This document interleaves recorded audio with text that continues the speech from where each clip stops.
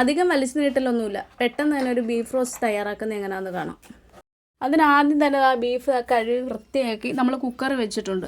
Cooker വെച്ച് ആദ്യമേ ഒരു 2-3 വിസിൽ അടുപ്പിച്ചൊന്ന് വേവിക്കണം. 2-3 വിസിൽ ആദ്യമേ അടുപ്പിക്കാവൂ കേട്ടോ. കാരണം ഇതിലേക്ക് ഇനി കുറച്ച് സാധനവും കൂടി ചേർക്കാനുണ്ട്. അത് കഴിഞ്ഞ് ഒന്നും കൂടി വിസിൽ അടുപ്പിക്കണം. അതുകൊണ്ടാണ് പറഞ്ഞത്. അപ്പോഴേക്ക് അല്ലെങ്കിൽ ഓവറായിട്ട് അത് വെന്ത് പോവും. നമ്മുടെ ബീഫ് ഇവിടെ വേവാനായിട്ട് വെച്ചിട്ടുണ്ട്. ഈ സമയം കൊണ്ട് നമുക്കിനി എന്തൊക്കെയാണ് വേണ്ടുന്നതെന്ന് നോക്കാം. സവാള നമ്മളിതാ 2 രീതിയിൽ അരിഞ്ഞ് വെച്ചിട്ടുണ്ട്. ഒന്ന് കുക്കറിൻ്റെ അകത്തിട്ട് വേവിക്കാനുള്ളത്. അതിൻ്റെ അകത്ത് സവാളയും ഇച്ചിരി ചെറിയ ഉള്ളിയും കുറച്ച് ഇഞ്ചിയും പച്ചമുളകും. ഇത് പിന്നെ മസാലയ്ക്ക് വേണ്ടിയുള്ള സവാളയും ചെറിയ ഉള്ളിയും ഇതെല്ലാം ചെറുതാട്ടിക്കാനും കുറച്ച് അരിച്ച് വെച്ചതും. 2 പച്ചമുളകും കുറച്ച് ഇഞ്ചിയും വെളുത്തുള്ളി. ഇത് ഇത്ര എടുക്കണം. നമ്മളൊരു 4-5 വിസിലായപ്പോൾ ഈ കുക്കർ തുറന്ന് ഇതിൻ്റെ അകത്ത് നമ്മൾ നേരത്തെ എടുത്ത് വെച്ചിരിക്കുന്ന ഈ വലുതായിട്ട് അരിഞ്ഞ് വെച്ചിരിക്കുന്ന സവാള ഇഞ്ചിയും വെളുത്തുള്ളിയും ഇട്ടിട്ട് നല്ലതുപോലെ ഒന്ന് മിക്സ് ചെയ്യണം. മിക്സ് ചെയ്തിട്ട് ഇനിയും ഒരു 2-3 വിസിൽ വരുന്നിടം വരെ വെയിറ്റ് ചെയ്യണം. അതായത് ആ ഇറച്ചി ഒന്ന് വേവുന്നിടം വരെ. ആ വേവ് എന്താണെന്ന് നിങ്ങൾ നോക്കിയിട്ട് അതനുസരിച്ച് കുറച്ചും കൂടി വേവിക്കണം.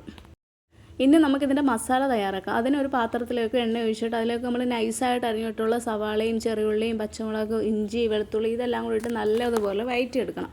എന്നിട്ട് ഇതിൻ്റെ അകത്തോടെ പൊടികളായിട്ട് മുളക് പൊടി മല്ലിപ്പൊടി മഞ്ഞൾപ്പൊടി ഗരം മസാല കുറച്ച് മുളക് പൊടി ഇത് ഇത്രയൊന്ന് റോസ്റ്റ് ചെയ്തിട്ട് നമ്മൾ ഈ വഴറ്റി വെച്ചിരിക്കുന്ന ഈ സവാളയിലോട്ട് തട്ടിയിടണം. എന്നിട്ട് പിന്നെ എന്താണെന്ന് വെച്ചാൽ നമ്മൾ ഈ വെന്തിരിക്കുന്ന ഈ ബീഫില്ലേ, ഈ ബീഫും ഈ മസാലയും എല്ലാം കൂടി ഒരുമിച്ച് മിക്സ് ചെയ്ത് കുറച്ച് കറിവേപ്പിലയൊക്കെ ഇട്ടൊന്ന് അടച്ച് വെച്ച് കുറച്ച് നേരം കൂടി വേവിക്കണം. ഈ സമയത്ത് മല്ലിയില ഇഷ്ടമുള്ളവർക്ക് മല്ലിയില ഇടാം. അതാണൊക്കെ തന്നെ തേങ്ങാക്കൊത്ത് റോസ്റ്റ് ചെയ്തിടാം. അതൊക്കെ നിങ്ങളുടെ ഇഷ്ടത്തിനനുസരിച്ച് വേണമെങ്കിൽ നമുക്ക് അണ്ടിപ്പരിപ്പ് ഇങ്ങനെയൊക്കെ കാര്യങ്ങളൊക്കെ റോസ്റ്റ് ചെയ്ത് ഈ സമയത്ത് ചേർത്ത് അടച്ചു വെച്ചാൽ കുറച്ചും കൂടി ടേസ്റ്റ് കിട്ടും. അപ്പോൾ ബീഫിൻ്റെ പരിപാടി ഇതാ ഇവിടെ കഴിഞ്ഞിട്ടുണ്ട്. നിങ്ങൾ ഇതൊക്കെ ഒന്ന് ട്രൈ ചെയ്ത് നോക്കിയിട്ട് നിങ്ങളുടെ അഭിപ്രായം എന്താണെന്ന് കമൻറ്റ് ബോക്സിലൊന്ന് അറിയിക്കണേ.